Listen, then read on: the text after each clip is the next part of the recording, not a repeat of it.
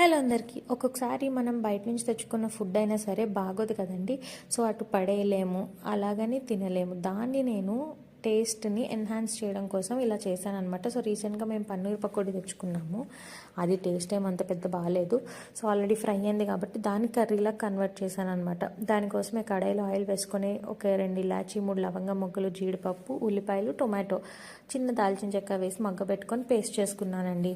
తర్వాత మళ్ళీ కడాయిలో కొంచెం ఆయిల్ వేసుకొని మనం చేసుకున్న పేస్ట్ని అలాగే ఇంకొంచెం వాటర్ తోటి కలుపుకొని అందులో వేసేసి దాంట్లోకి రుచికి సరిపడా సాల్ట్, పసుపు, అలాగే కారం వేసుకుని గ్రేవీ దగ్గర పడనివ్వాలి. కొంచెం థిక్నెస్ వచ్చిన తర్వాత అందులోకి పన్నీర్ పకోడీ వేసేసి కొంచెం షుగరు అలాగే ఇంకొంచెం వాటర్ వేసుకొని కర్రీని అయితే ఉడకబెట్టుకోవాలండి. దగ్గర పడిన తర్వాత లాస్ట్లో దింపేసుకునే ముందు కొంచెం కసూరి మేతి నలుపుకొని వేసుకుని అలాగే చిన్నది నెయ్యి వేసుకుంటే కర్రీ అయితే చాలా బాగుందండి. పన్నీర్ పకోడీ కన్నా చాలా బాగుందన్నమాట. బాయ్.